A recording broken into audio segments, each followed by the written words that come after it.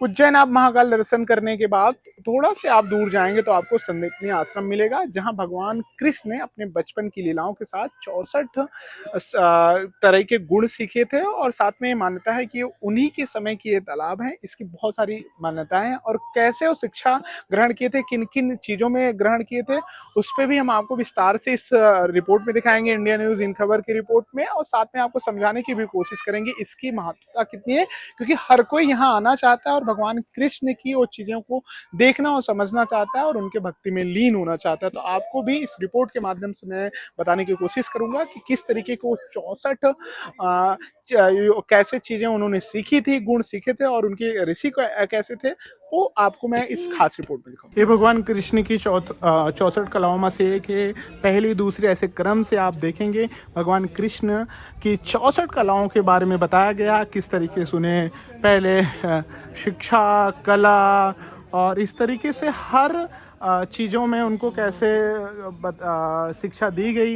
यहाँ देखें तांदुल मतलब चावल, और यहाँ देखेंगे पुष्प कला से कैसे सुंदर तरीके से बनाते हैं। उसके बाद उन्हें जो सबसे इम्पोर्टेंट था दर्शन, वासना, नग, राग, ये सबसे इम्पोर्टेंट में से एक था। किस तरीके से उसके बाद मणि भूमिका कर्म के बारे में भी अपने गुरु से सीखते हैं। उसके बाद सैन रचना कैसे होती है उसको भगवान कृष्ण को सिखाया जाता है।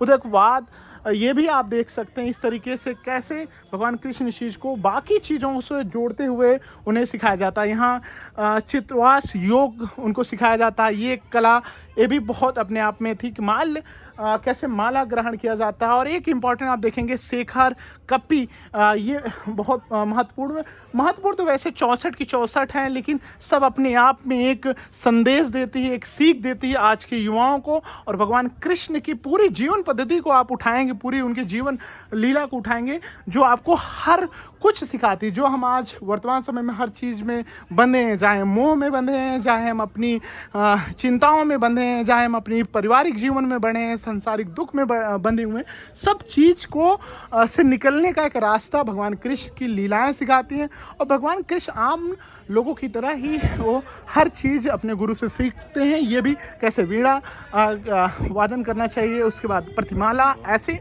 64 अलग अलग कलाएं थी जिसमें उन्हें बचपन से अपने गुरु के माध्यम से सिखाई। ये सबसे इम्पोर्टेंट थी, किस तरीके से पुस्तक वचन है। उसके बाद नाट्य कला सबसे इम्पोर्टेंट कला, और उसके बाद काव्य, ऐसे सब मैंने आपको क्रम वाइज बताने की कोशिश की इंडिया न्यूज़ की इस खास रिपोर्ट में। आप देख सकते हैं ये भी एक बहुत महत्वपूर्ण है जिसे आप हर कोई समझना जानना चाहता है। वास्तुविद्या, ये किस तरीके से इनके जीवन में कितना रहा, हमारे आपके जीवन में कितना इसका इम्पोर्टेंस होता है।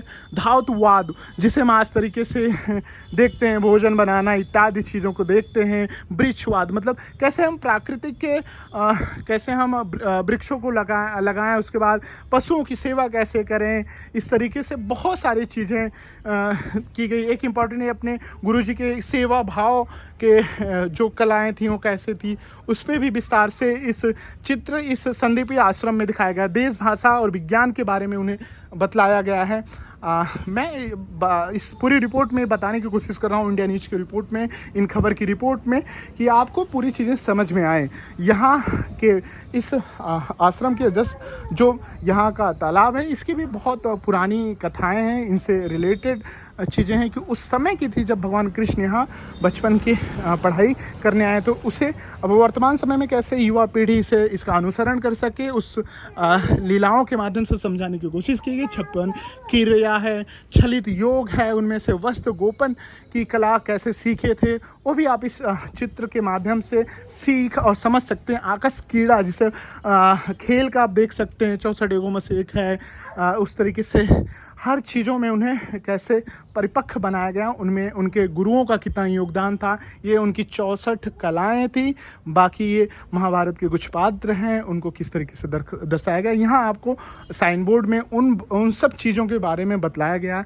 इस रिपोर्ट में हमने समझाने की कोशिश की कि भगवान कृष्ण की बचपन की जो 64 कलाएं थे उसे किस तरीके से सीखे थे, उन कलाओं में क्या था। ये रिपोर्ट आपको पसंद आई है तो आप इन खबर के चैनल को सब्सक्राइब करें और इस वीडियो को शेयर करना न